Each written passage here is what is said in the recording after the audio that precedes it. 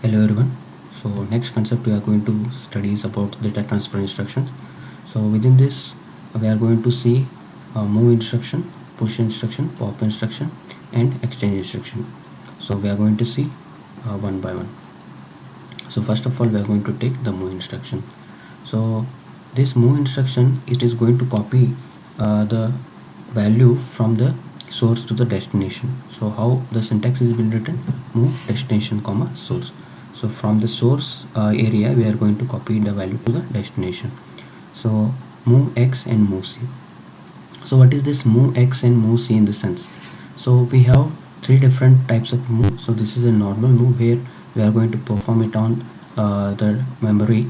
So this move is meant for when you are going to copy the data from the external data memory, and this move is meant for when you are going to copy the data from the external code memory. So this, in this case, first of all we are going to see the first example, move a comma rn. So what is this rn in the sense? This rn is indicating there are different registers, as we know, like r0 to r7. So this rn is representing those registers. You can have this rn can be anything. It can be r0 or r1, r2, any register it is. So that register will be mentioned here. So next is one, whatever it is been mentioned, like 1b comma 1c. So what is this 1b comma 1c in the sense? So here in this case 1 byte and 1 cycle it is. So what is that 1 byte and 1 cycle in the sense? So for each of the instruction there will be different bytes, and this 1c in the sense cycle, there are different cycles. So what is that byte and the cycle in the sense? So as we have already discussed regarding the machine cycle. So machine cycle in the sense, it is a time required for the instruction to get executed. Okay, so within the machine cycle we will be having the again the different what you can say, the states, that is based upon the clock frequency. So let me take you to some of the basics already we have learned. So here in this case, okay, so this is the crystal oscillator, as we know. So it is connected to the XTL1 and XTL2. So it is going to generate the frequency within the range 1 MHz to 16 MHz. So as you can see, these are the frequency oscillator, and these are the different states: state 1, state 2, state 3, state 4 and state up to state 6. This is going to form one machine cycle. So within one machine cycle I will be having total 6 states, and within one state we will be having two frequency, two what you can say time period, that is full cycles of the this oscillator frequency. So this is will be taken as an oscillator pulse. So as it is being here, as it is mentioned, one machine cycle is equal to 6 states and one state is equal to 2 oscillator pulses. So how we are going to calculate what is the time required to execute one instruction is t instruction is equal to c into 12d divided by crystal frequency. So what is this 12d in the sense? This d stands for the decimal. Okay, so as we know, we will be having the different values within the 805 microcontroller. We could use the decimal or hexadecimal or binary. So you just have to mention it. So here this 12d stands for the 12 decimal. So c into 12 divided by crystal frequency. So if you can just take one simple example. So here move a comma 45h, it takes one cycle. So once again, how we are going to decide how many cycles of a particular instruction is going to take? So it is based upon there are three main operations which will happen: fetch, decode and execute. So each of the instruction, it is going to perform the fetch, decode and executing. Okay, so sometimes the data is directly available in the instruction, sometimes data is available within the registers, sometimes the data is available within the memory, and from that memory we are going to access it. So based upon this concept, based upon the concept, we are going to have the different cycles.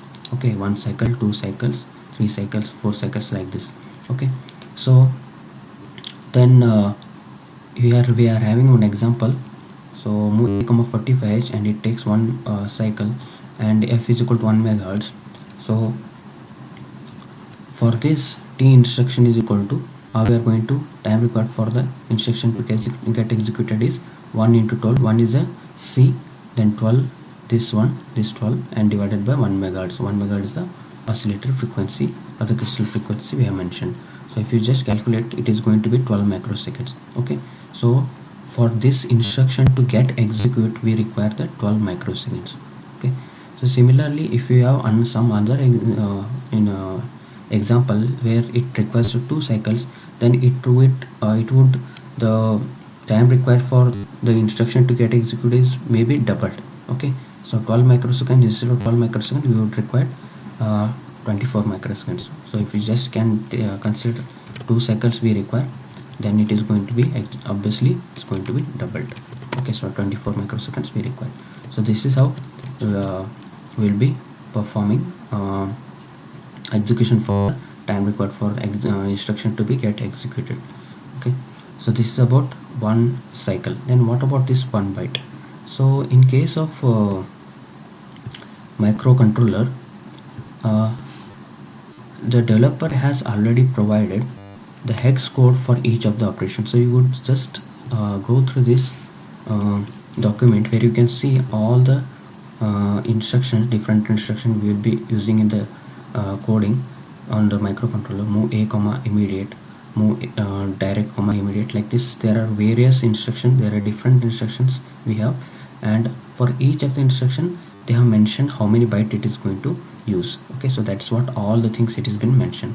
So whenever this particular, suppose this particular instruction we are performing, move r4 comma some immediate value, that time it uses 2 bytes, it requires 2 bytes, and the hex value for this instruction is 7c. So microcontroller doesn't understand this move r4 comma immediate, but instead of that, whenever this instruction comes, it will be treated in terms of this 7c. So 7c will be there on the memory location, then 7c will be checked by your arithmetic and logic unit. ALU will process that, then it will come to that this particular instruction is move r4 comma some immediate value. So like this, based upon this hex value, this code will be it is going to be understood by your controller. Okay, so like this, there are different instructions we have, and for the different instruction we have different hex values. Okay, so next we will come for the next instructions. So this is about how we are going to have the different bytes and different cycles for each of the instruction. Move a comma, next is move a comma direct. So this direct is some example if I have to write, move a comma some 70h. Okay, so 70h is what? 70h is the address. So from this address I will be getting some values. That value I am going to transfer it to accumulator, like this going to pop up.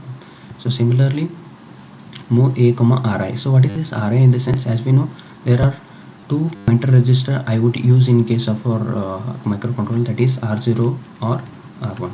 So I can take this as r0, so it is pointing to some location. So if I just have to write an example for this, so how it is going to be is move a comma r0. So r0's content may be some 50h. So 50h is what? 50h is a location, so on there we will be having 22h. So after the execution of this instruction, move a comma at r0, so 22 will be moved to the accumulator. So this is how this particular instruction is going to work. Okay, right. So next is move a comma hash data. So here some immediate value we are going to have directly to the accumulator. So suppose some 70h, so directly 70h direct value will be moved to the accumulator. Okay, so again you can see how many bytes it require and how many clock cycles it required or machine cycles it requires. It is mentioned in front of that. Okay, move rn comma a. So r0 to r7 any register is moved with the accumulator content. Then move r0 to r7 is moved with the direct address where data is residing. Then similarly r0 to r7 is moved with the immediate value. Then address some direct address is moved with the accumulator. Then here both the source and destination are some addresses, like move 50h comma 70h. So from some location address, we are going to copy the value and directly copy it to some other location. Then here we are going to have a pointer, and from that pointer it is indicating to some value direct, then that value will be directly moved to the some location where it is, which has been mentioned within the instruction. So similarly here move at array comma direct, in the sense we will be having address directly mentioned. From that address we will be getting that value, and directly that value will be moved to the pointer where it is pointing. Then this one move c comma bit. So here in this case what will happen is, so this is bit manipulation instruction. This will be working on the single bits. So here in this case what will happen is, you are going to, this C is nothing, it is not a register, this is what, this is a carry flag. So here you are going to move a bit. So how we are going to move the bit? So you can move from the whatever your external peripheral pins we have, like P1 to P0, P1, P2, P3, 4 ports we have. From that any port we will be selecting one pin, P1.4. in this, within the port 1, 4th pin we are selecting, and from that pin with whatever the bit value we are getting, that will be moved to the your carry flag. If suppose P1.4 is 0, then carry flag will be affected by 0. If the carry this is 1, then it will be affected by 1. Similarly carry flags content can be moved to any of the bits. So like vice versa you can perform. So these are the some things regarding the move instruction. So next is about the push and pop instruction. So already we have discussed regarding the push and pop instruction within the previous session. So as we know, like push and pop instruction are used on the stack operation. So in case of this push, and here we need to have the direct address, so it can be like 0E0, 0F0, like that. We need to mention the address. We can't mention the register names, we have to mention the address. Then how it is going to perform? So already we know, like always the stack pointer will point to 07H. So when the push instruction executed, so it is incremented by 1, then you are going to push the data directly from some location to the stack memory. So here in this case no flags are getting affected, and 2 bytes it requires, and number of cycles it requires is 2 cycles. So similarly we have the pop instruction. Within the pop instruction we are going to get the data from the memory, then stack pointer will be decremented by 1. So if it is initially 8, then it will be turned to 7. Okay, so this is how. Here in this case also there are no flags affected, 2 bytes it requires and 2 cycles it requires. Okay, so next is XCH. So this instruction is exchange instruction. So what it is going to do is, it is going to exchange the content of source and the destination. So most of the times source will be the accumulator. So here you are going to see how it is going to perform. Move a comma rn, in the sense rn could be anything, r0 to r7 in register. If suppose it is r5, so accumulator content, if suppose accumulator content is 00 and r5 content is ff, so after the execution of this instruction, accumulator content will be ff and r5 content will be 00. Okay, next XCH a comma direct. So here in this case directly we are mentioning some address. So it can be like 70H. So 70H is the address. So within that address we will be having some data. That value will be exchanged with the accumulator. Okay, so this is how it is going to perform. So similarly we have this one. So indirectly we are pointing with the pointer register R0 or R1. So that content will be exchanged with the accumulator. Here also here in this case, so this case is meant for exchanging with a lower nibble. So what is that exchanging with a lower nibble? In the sense we are going to exchange the data, that is which we are going to exchange the digit. If suppose we in the accumulator we will be having, suppose A is having 55, 56 we have, and that Ri is pointing, it is pointing, I will take it directly, it is pointing to some 77. Okay, so after this instruction execution, okay, so let me take like this 60. So this 60 is the address. So within the 60 I will be having some 44. So after the execution of this instruction, I will get 4 here and 6 here. That is, this nibble and this nibble is got exchanged. Okay, so this is how we are going to use this XCHD. Okay, it is going to, D stands for a digit. We are going to exchange one digit. So here it was initially 56 and it was 44. So this digit was exchanged. So now it is 54 and it is 46. Okay, so this is how we are going to perform the XCHD operation. So next is about the arithmetic instructions. So as we know, arithmetic instruction, within the arithmetic instruction we have two main instructions like addition and subtraction. So I have commonly written as sub comma sub bar add. So you can understand this is one instruction only. Okay, so it is a add a comma rn. So rn could be like anything. So it is going to perform addition of accumulator content with some register, maybe some R0. The content of accumulator and the content of R0 will be added and the result will be again stored on the accumulator. Okay, so similarly, if you are having SUB, then you are going to subtract the accumulator content. You are going to subtract the accumulator content from the R0's content. Okay, so it is simple addition and subtraction on the 8-bit data. So similarly, we can perform on these things. It can be these source and the destination can be like this. Source, it can be a direct address. Destination has to be a accumulator. Then here source can be a pointer register and destination can be a accumulator. Like this, we are going to have all the ways how we are going to access different addition. Okay, so directly you can take the immediate data, hash data in the sense it can be immediate data. So like this 50h 70h you are going to add to the accumulator content. If suppose accumulator content is suppose 20h 40h, so that will be added and whatever the result, finally it will be loaded into accumulator again.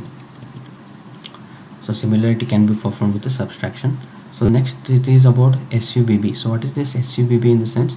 So this is subtract with the borrow. So we are going to consider the carry flag here.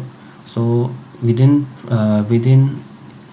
previous execution, if any execution happened and it has reflected on the carry, that carry will be considered within this instruction and that will be considered and it will be used in the computation.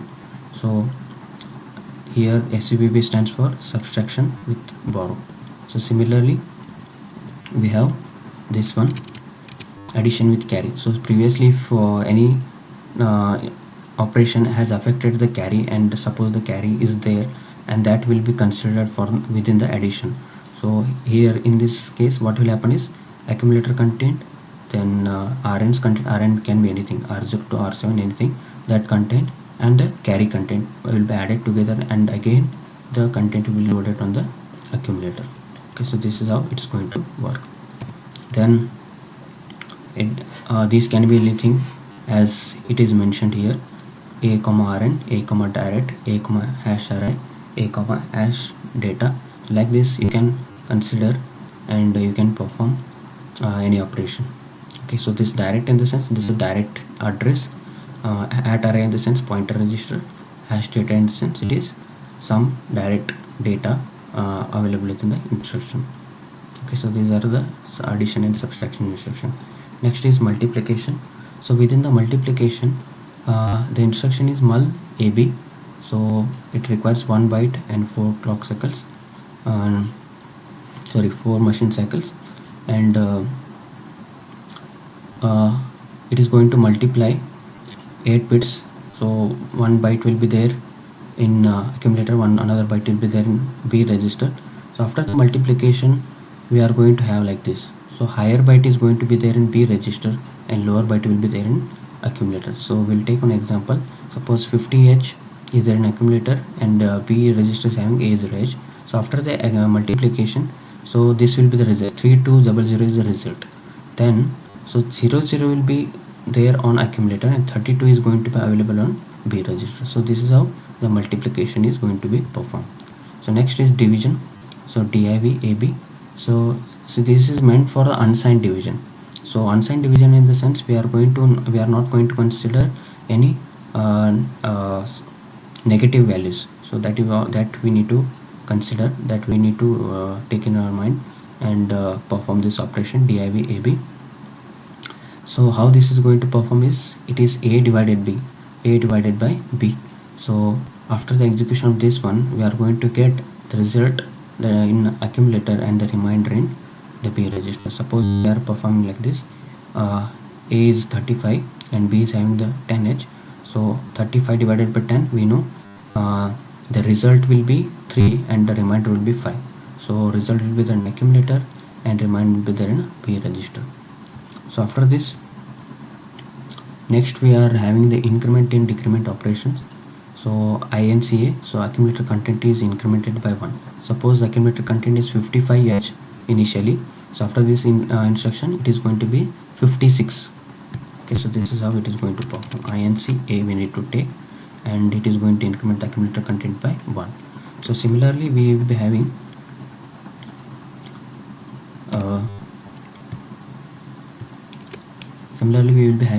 DEC. So what is DEC perform is, it is going to decrement the accumulator content by 1. So DEC A in the sense, it is going to decrement the accumulator content by 1. So if suppose initially 56 is an accumulator, DEC A in the sense, it will be 55. Okay, so this is how it is going to perform. So similarly, we can use any registers R0 to R7, any registers in increment, decrement. Then you can use direct address. So with 70H, so within that 70H you can have some values that can be directly incremented. Then you can have the pointers. Then for the 16-bit values, if you are having the 16-bit value and you want to increment that, for that you can use the DPTR, INC DPTR. We need to remember that we don't have any DEC DPTR. DEC DPTR instruction is not available. So next is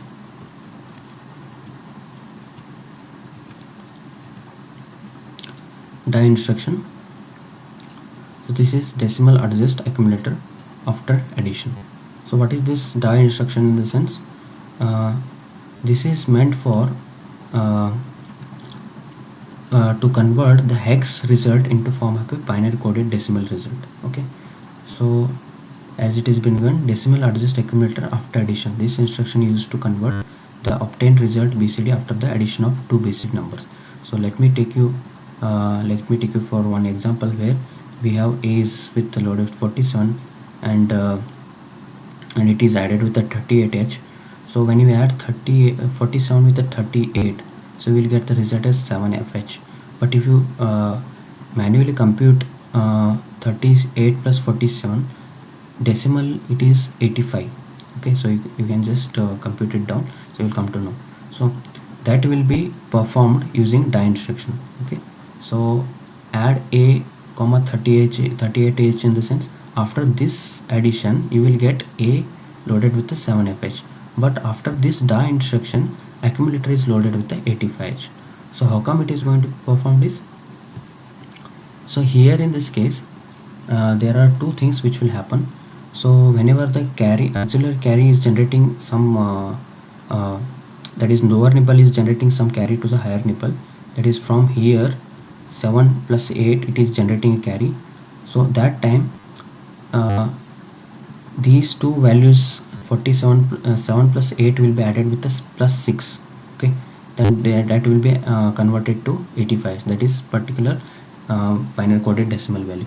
So similarly, if your auxiliary carry is generating any that is if your result is not more than 9 and even auxiliary carry is generating carry to the next value, then also it is going to add a 6. Okay, so similarly we have one more example for this thing.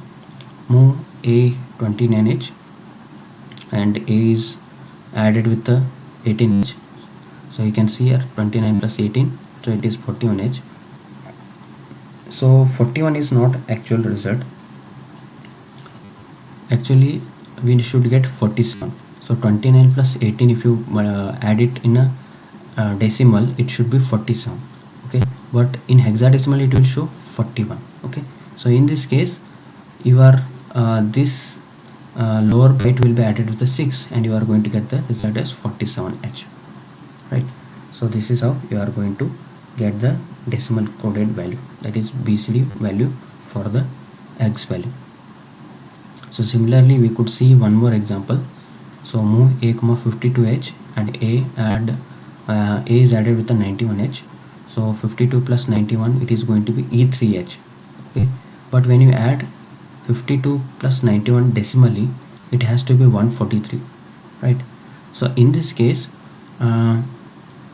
when the higher byte is generating a carry, CY is generating the carry, that time you need to add plus 6 to the this higher byte. Okay, so 5 plus 9, E3 you will get. So within for this E you will be adding 6, so E plus 6 is a 14. Okay, so it is totally 143 will get it, right?